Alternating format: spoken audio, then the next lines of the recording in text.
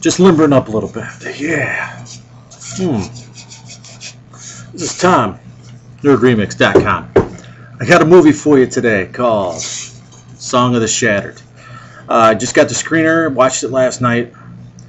Directed by a guy named Wolfgang Meyer. It was written by two up-and-coming genre vets, Brandon Slagle and Devani Penn. It basically tells the story of an abused woman who escapes from her abusive husband, who is played by Jess Weber. His name's Michael. Couple picks him up on the road, or picks her up on the road as she's getting away from her husband. Couple's played by Brandon Slagle and Denise Melody, Eric and June. They give her a hotel room, give her a ride, or a motel room. Said abusive husband shows up, and things happen.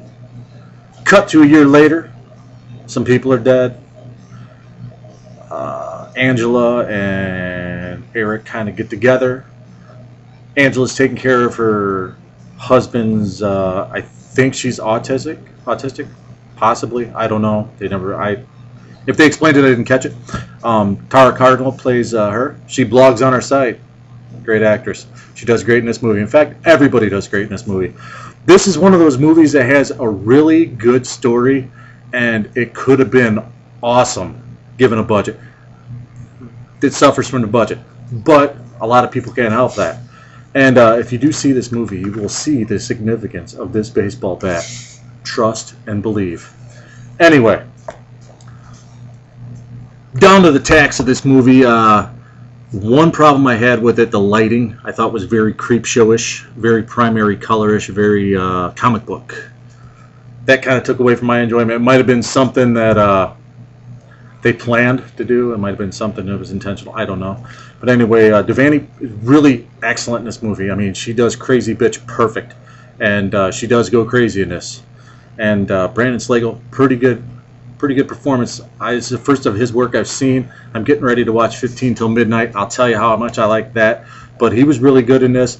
The one problem I had is when they cut to a year later, apparently he's wearing something to cover a scar on his head. But it kind of looks like he should be working security for Bret Michaels or some shit like that. But anyway, really good actor. Joe Hollow, one of the producers on the films, makes an appearance as a bartender in a bar that has one of the coolest walls I've ever seen. I need something like that. I just have autographs and stuff. I need like bones and skulls in my bar. Anyway, Denise Melody is fantastic in this. The only other thing of hers that I've seen is a short film, Fatal Abortion. That's the only other of her body of work that I've seen. She's fantastic in this. She's not in it for very long, but she's very important to the story, and she does a great job. One of the best deaths I've ever seen in an independent horror film. Like I said, this is a really ambitious film, and all the actors in it really knock it out of the park, you know. Knock it out of the park, you know what I'm saying? But like I said, if you see the movie, you'll appreciate the significance of the baseball bat. But anyway, back to the film. There's a lot to like about it. I like the fact that they used Leadbelly. Is that who it is? Where Did You Sleep Last Night? That's a central theme in like the first half of the movie. Tara Cardinal does a really good job playing an autistic person. I think I've been around some autistic people. I think that's what they were shooting for here. And like I said, man, the last 20 minutes of this movie are really fucking intense, and the actors really do a great job. Like I said, this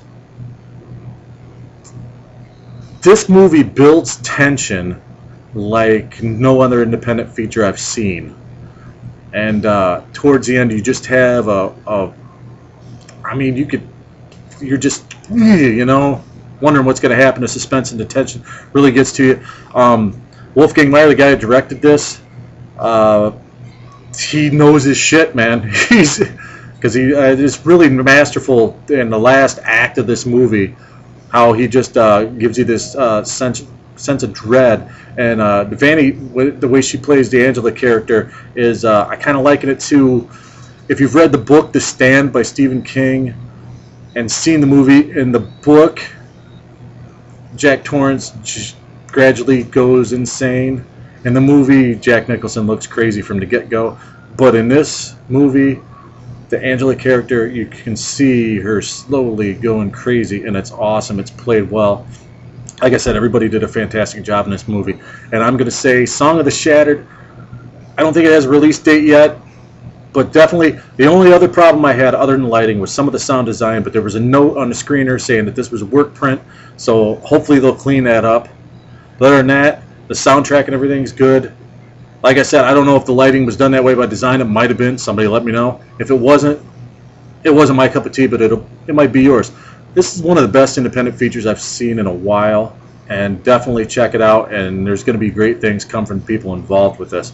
So I'm going to give it an 8 out of 10. Check it out. Song of the Shattered. I'm Tom, nerdremix.com. Support independent cinema, or I will bash you with this. Thanks.